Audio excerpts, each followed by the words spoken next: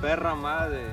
A mí me pela la verga el mencho. Yo lo digo fuera en cámaras o aquí, cabrón. Así que a mí me pela la madre el mencho. Those were some extremely bold words, weren't they? Well, they came from a guy who went by the TikTok handle Illuminati6. Back when his TikTok account was public, he used to entertain his followers by taking on dares from them.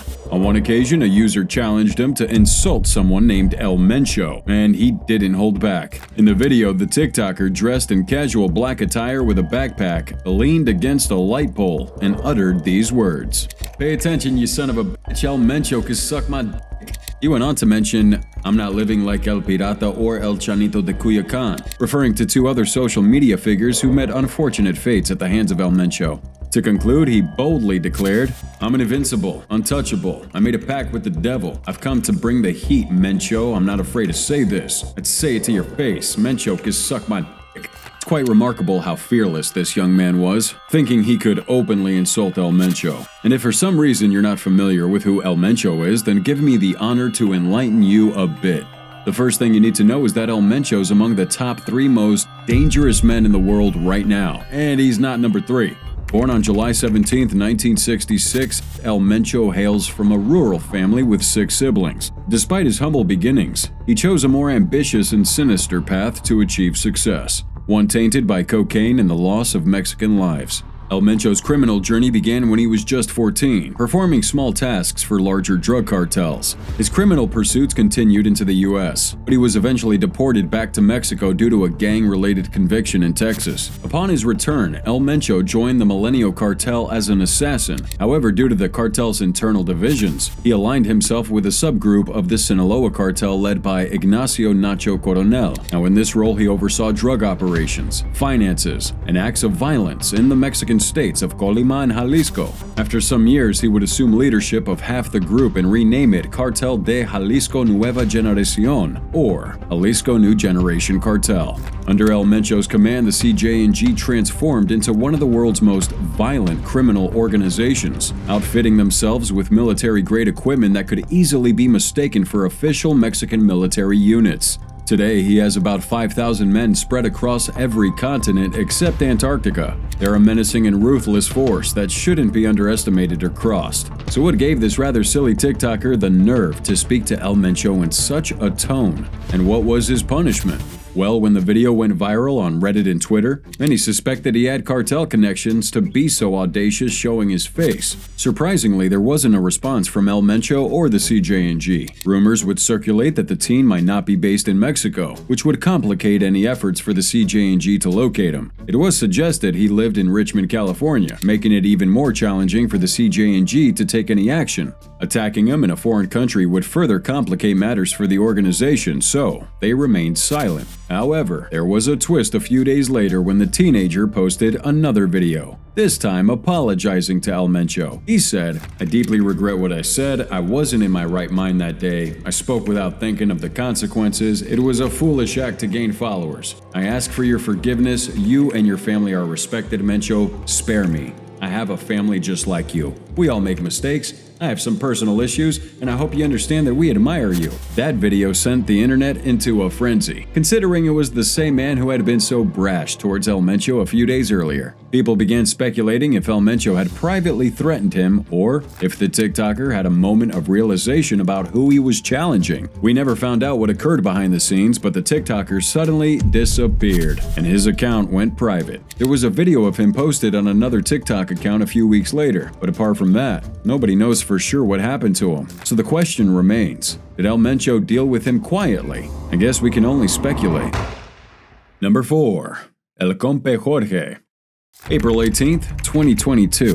The well-known Mexican entrepreneur and YouTuber, El Compe Jorge, tragically lost his life in a fatal shooting right in front of his residence. The horrific incident occurred shortly after he made a bold statement against the CJ&G. Jorge initially gained popularity in the world of online content creation as a simple YouTuber, where he shared everyday vlogs and storytime videos. However, later he shifted his focus to the automotive niche, believing it would attract a larger audience. In retrospect, the decision proved to be a fateful one, and I'll explain why. In 1987, Jorge was born and raised in Culiacan, a city where cars drew considerable attention, including from cartel members. and in one of his videos, Jorge recounted a chilling experience of being kidnapped in Culiacan. According to his account, he was out with a friend at a party, and after having a few drinks, his friend asked that they give a mutual acquaintance a ride home. Being a kind-hearted individual, Jorge agreed. On their way back, he suddenly felt the need to vomit due to excessive drinking, so he pulls over to the side of the road. However, as he was vomiting, a car pulled up behind him, and a man came out with a rifle in hand. Before he could comprehend the situation, the man placed a bag over his head and forced him into a vehicle.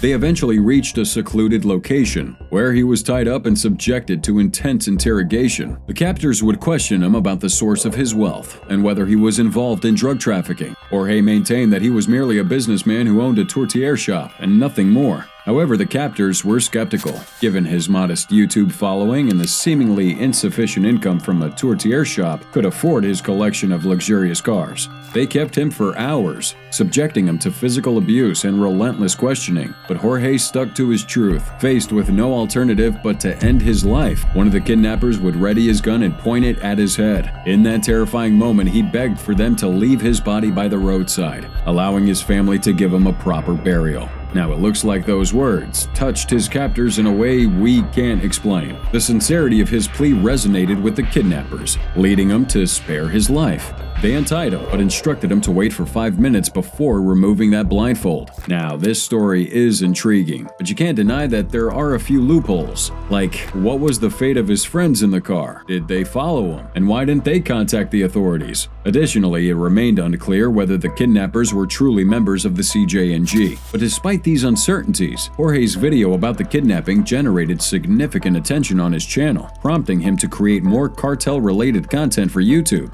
This decision eventually made him a target. April 18th. Shortly after Jorge shared his plans for the day on social media, a truck carrying many armed individuals came to his house and mercilessly gunned him down. Some neighbors heard the gunshots and called for an ambulance, but Jorge succumbed to his injuries on the way to the hospital. Opinions about what Jorge should have done in the wake of the kidnapping incident varied, with some saying he should have just left the city. Others believed he should have just steered his YouTube content in another direction, and some are speculating that the kidnappers may have been individuals he knew. Nevertheless, the identity of the killers remained unknown, until further information actually revealed that Jorge had dealings with the CJNG. This was why he had a couple of luxurious cars under his belt, and felt the need to share cartel stuff on YouTube. And from the description of El Mencho I gave earlier, you can bet he would never allow anyone to reveal the secrets of his organization to the public. While Jorge didn't explicitly do so, the path he was threading was leading toward that direction, and he needed to go.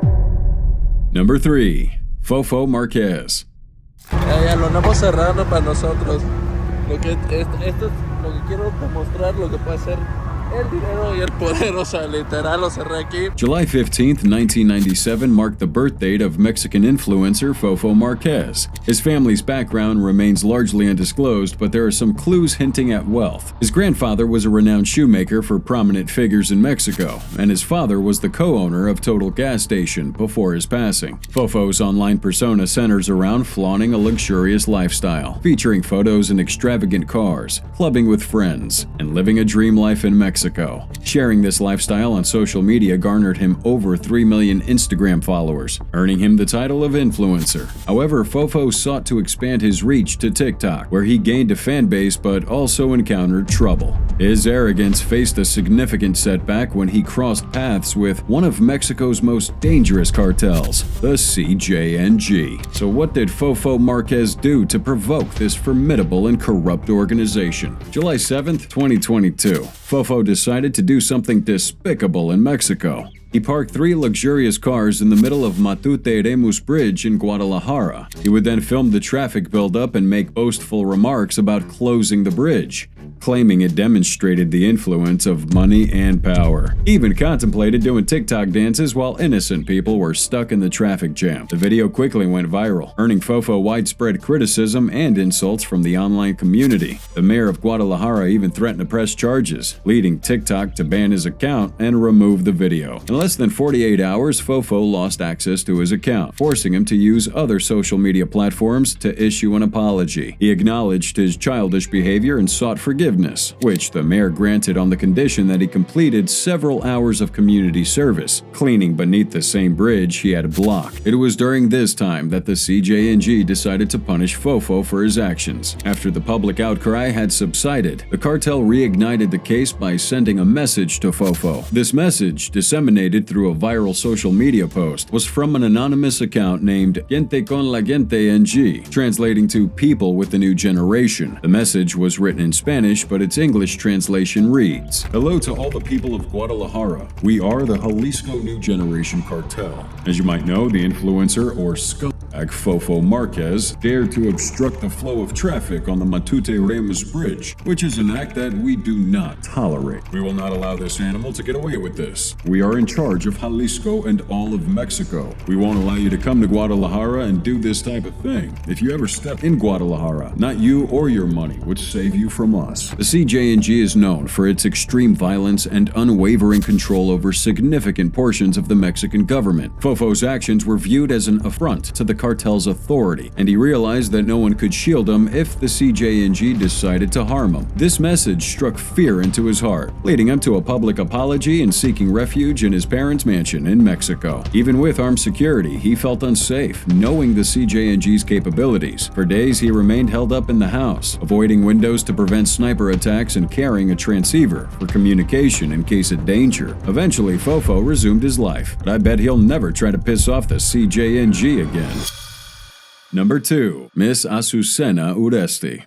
August 2021. Miss Uresti, a TikToker and newscaster, found herself on the bad side of the Jalisco New Generation cartel's hit list. This criminal syndicate claimed that she showed bias and supported vigilante groups in Mexico. Born in the late 1980s, Uresti is widely regarded as one of Mexico's best-known news anchors, who hosts programs on television broadcaster Milenio Televisión and Radio Formula. However, Miss Uresti received a strong message conveyed via a video by a man who claimed to represent Nemesio Ruben Oseguera Cervantes, alias El Mencho. In the video, this unknown man said, "I'm not against the freedom of expression, but I am against whoever attacks me directly because they're receiving money from the self-defense groups. But you, Azucena Uresti, one thing I let you know, don't be an idiot and chill the out, because I assure you that if you don't chill the out and you keep attacking me, I'll make sure wherever you are, I'll come for you. And I'll make sure you eat your words even if I'm accused of femicide, because you don't know me, Ruben Oseguera Cervantes. I'm not a debt collector, nor do I extort, nor do I kidnap." According to the CJNG's perspective, the vigilante groups Miss Uresti regards as peacemakers in Mexico are, in reality, drug traffickers in disguise. They've engaged in numerous clashes with various cartels to portray themselves as heroes to the Mexican government. The CJNG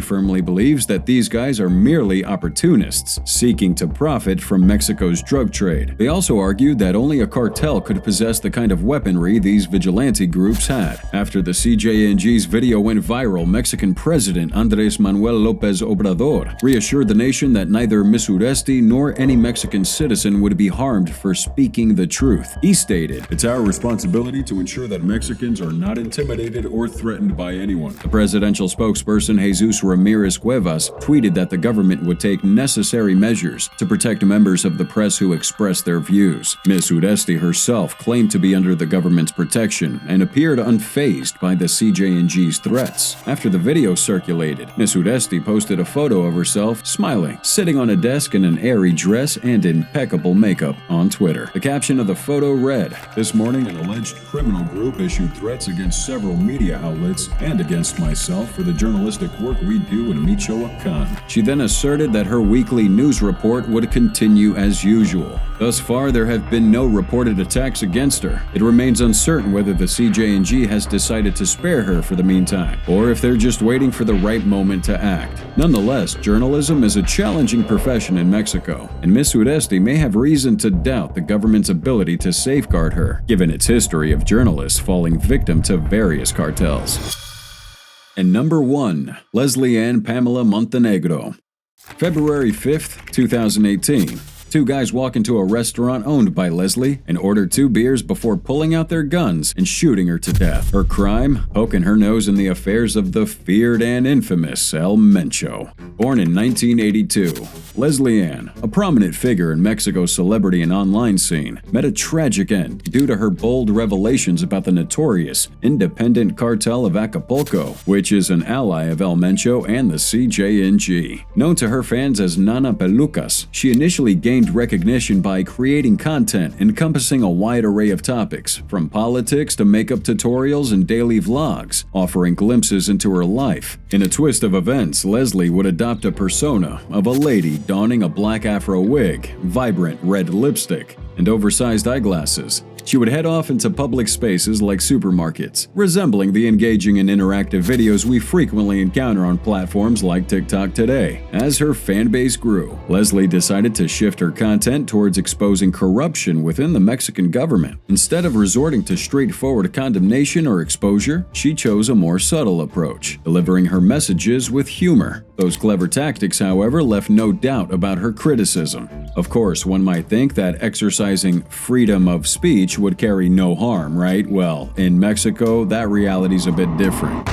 Leslie's journey towards her tragic fate began when she delved into uncovering the operations of one of Mexico's most elusive cartels, the Independent Cartel of Acapulco. This clandestine organization has remained relatively unknown to the world due to its preference for operating in the shadows. Comprising former members loyal to a high-ranking figure from the Beltran-Leyva cartel, Edgar Valdez Villarreal, the Independent Cartel of Acapulco has been responsible for numerous homicides in Acapulco, forming part of the wave of smaller local gangs active in the region. On top of that, they have an allegiance with El Mencho. Now going back to Leslie's story. When she started talking about the cartel's actions, she got some really scary death threats. People put up signs in the restaurant she owned, saying bad things about her. Leslie strongly said she didn't do any of those things and that her information came from a reliable source. She wasn't scared of what was going on and kept making videos that showed what the cartel was doing until they attacked her. February 5th, 2018. Two guys walked into her restaurant while she was working at night. They ordered 2 beers and suddenly shot Leslie 3 times in the head, and she died. After the incident, Mexican police caught one of the guys responsible for killing her, a man named El Pipas. But the strange thing is, when they put him on trial, the judge said there wasn't enough evidence and let him go. That was a bit confusing because it looked like there was plenty of proof showing his guilt. This unfair decision in the trial showed how committed Leslie was to uncovering corruption in her country. Cartels were very good at making the system work in their favor. They have many judges and important people in their pocket. Leslie paid a very high price for her determination to expose the Independent Cartel of Acapulco's activities. But it wasn't until after her death that international organizations began to investigate the cartel's actions in Acapulco and their relation to El Mencho. As these foreign groups looked into things, they discovered some really concerning information. It turns out that Acapulco was an extremely dangerous place to live in, and it got labeled as the 2nd most dangerous city in the world. The United States even issued a travel advisory against the city. Leslie wanted people to know about the problems in Acapulco and wanted the Mexican government to do something about it. Unfortunately, she didn't realize how deeply rooted the corruption was. It seemed like the cartels had a lot of power, which helped them keep control over the region. I mean, what do we expect? When you have a man like El Mencho on your side, power's a concept you yield in abundance.